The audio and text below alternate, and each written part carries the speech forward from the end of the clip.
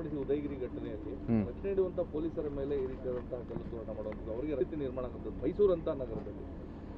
ಮೊದಲೇದಾಗಿ ಆ ಕೃತ್ಯವನ್ನು ತೀವ್ರವಾಗಿ ಖಂಡಿಸುತ್ತೇನೆ. ನಮ್ಮ ರಕ್ಷಣೆ ಮಾಡೋ ಪೊಲೀಸ್ ಅವ್ರ ಮೇಲೇ ಅವ್ರ ರಕ್ಷಣೆಗಾಗಿ ನಾವೆಲ್ಲ ಒಂದು ರೀತಿಯ ಸೌಲಭ್ಯ ಇಲ್ಲ ಅಂದರೆ ಸಮಾಜದಲ್ಲಿ ಪರಿಸ್ಥಿತಿ ಏನು ಮಟ್ಟಕ್ಕೆ ಇಳಿದಿದೆ ಅಂತ ನಾವೆಲ್ಲರೂ ಯೋಚನೆ ಮಾಡಬೇಕಾಗಿದೆ. ಸಾಮಾನ್ಯವಾಗಿ ಪೊಲೀಸ್ನವರು ನಮ್ಮ ರಕ್ಷಣೆಗಾಗಿ ನಿಂತಿದ್ದಾರೆ. ಅವರ ಹಾಗೆ ಒಂದು ಕಾಕಿಗೆ ಒಂದು ಗೌರವ ಇರಬೇಕು, ಅವ್ರಿಗೆ ಒಂದು ಮರ್ಯಾದೆ ಇರಬೇಕು, ಮತ್ತು ಅವರು ನಮ್ಮೆಲ್ಲರ ಸುರಕ್ಷತೆಗಾಗಿ ಕೆಲಸವನ್ನು ಮಾಡ್ತಾಯಿದ್ದಾರೆ ಅಂತ ಒಂದು ವಿಶ್ವಾಸ ಇರಬೇಕು. ಅವ್ರ ಮೇಲೇ ಇಂಥ ಒಂದು ದಾಳಿ ಮಾಡಿ ಇಂಥ ಒಂದು ಘಟನೆ ನಡೆದಿದೆ. ಅದು ಭಾಳ ಗಂಭೀರವಾದದ್ದು. ಒಂದು ಒಳ್ಳೆ ತನಿಖೆ ಆಗಬೇಕಾಗಿದೆ ಮತ್ತು ಏನು ಈ ಕಿಡಿಗೇಡಿಗಳಿಗೆ ಒಂದು ಕಠಿಣ ಕ್ರಮವನ್ನು ತಗೋಬೇಕಾಗಿರುವಂಥದ್ದು ನಾವು ಒತ್ತಾಯಿಸ್ತೀವಿ. ಈ ರಾಜ್ಯ ಸರ್ಕಾರಕ್ಕೆ ಇಂಥ ಕೃತ್ಯಗಳು ಹೆಚ್ಚಾಗ್ತಾ ಇದ್ದಾವೆ. ರಾಜ್ಯದಲ್ಲಿ ಭಾಳ ಗಂಭೀರವಾದ ಪರಿಸ್ಥಿತಿ, ಕಾನೂನು ಸುವ್ಯವಸ್ಥೆ ರಾಜ್ಯ ಸರ್ಕಾರದ ಹೊಣೆ. ಅವರು ಇಂಥ ನಿರ್ಲಕ್ಷ್ಯಕ್ಕೆ ಅವಕಾಶವನ್ನು ಕೊಡಬಾರ್ದು.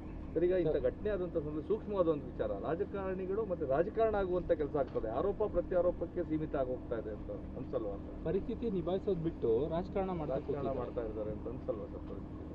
ನಾನು ಈಗಾಗಲೇ ಹೇಳಿದ್ದೀನಿ, ಇದ್ರ ಬಗ್ಗೆ ಒಂದು ವರದಿ ಬೇಕಾಗಿದೆ.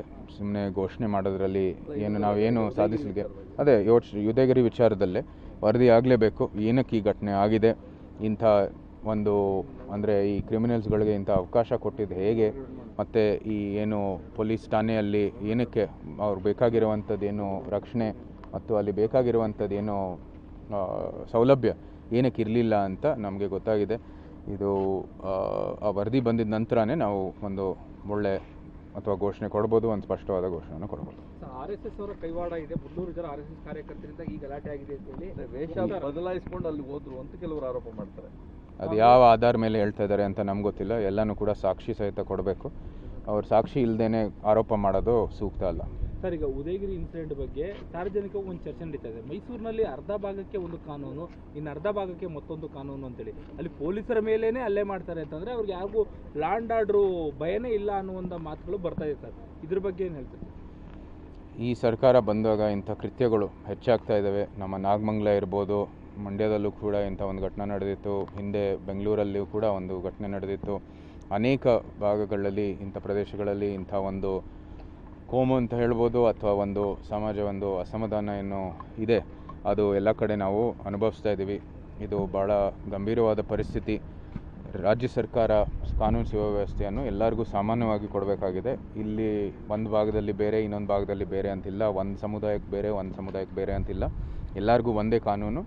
ಆ ಕಾನೂನು ಮೂಲಕನೇ, ಆ ಕಾನೂನು ಚೌಕಟ್ಟಿನಲ್ಲಿ ಅವ್ರು ಕೆಲಸ ಮಾಡಬೇಕಾಗಿದೆ. ಅದು ಮಾಡ್ತಾರೆ ಅಂತ ನಮಗೆ ವಿಶ್ವಾಸ ಇದೆ. ಆದರೂ ಸಹ ನಮ್ಮ ಸರ್ಕಾರ ಇದೆ, ಅವರು ಸರಿಯಾದ ನಿರ್ಣಯವನ್ನು ಕೊಡಬೇಕಾಗಿದೆ. ಬದ್ಧವಾಗಿರಬೇಕು ಆ ನಿರ್ಣಯದೊಂದಿಗೆ, ಮತ್ತು ಎಲ್ಲರಿಗೂ ಸಾಮಾನ್ಯವಾದ ಒಂದು ಕಾನೂನನ್ನು ಕೊಡಬೇಕಾಗಿರೋದು ನಾವು ಒತ್ತಾಯಿಸ್ತೀವಿ. ಆ ಭಾಗದ ಜನ ಪೊಲೀಸರಿಗೆ ಎದುರಲ್ಲ ಅಂತ ಹೇಳಿದ್ರೆ ಅವ್ರ ಮನಸ್ಸಲ್ಲಿ ಏನಿದೆ ಅಂತ ಸರ್, ಏನು ಸಪೋರ್ಟು ಅಂತ ಆ ಥರ ಇದು ಮಾಡ್ತಾರೆ ಅಂತ ನೀವು ಅವ್ರನ್ನೇ ಕೇಳಬೇಕಾಗತ್ತೆ. ನನ್ನ ಮನಸ್ಥಿತಿ ಆ ಥರ ಇಲ್ಲ. ನನಗೆ ಕಾನೂನು ಏನು ಕಾಕಿ ಇರ್ಬೋದು, ಪೊಲೀಸ್ ಇರ್ಬೋದು, ನಮ್ಮನ್ನ ದೇಶ ರಕ್ಷಣೆ ಮಾಡಬೇಕಾಗಿದೆ. ಅವ್ರು ಯಾರು ಯೂನಿಫಾರ್ಮ್ ಹಾಕ್ತಾರೆ ಅವ್ರ ಮೇಲೆ ನನಗೆ ಅಪಾರವಾದ ಗೌರವ ಇದೆ. ಇಂಥ ಮನಸ್ಥಿತಿ ಇರೋ ವ್ಯಕ್ತಿಗಳು ನೀವು ಅವ್ರನ್ನೇ ಪ್ರಶ್ನೆ ಮಾಡಬೇಕಾಗುತ್ತೆ.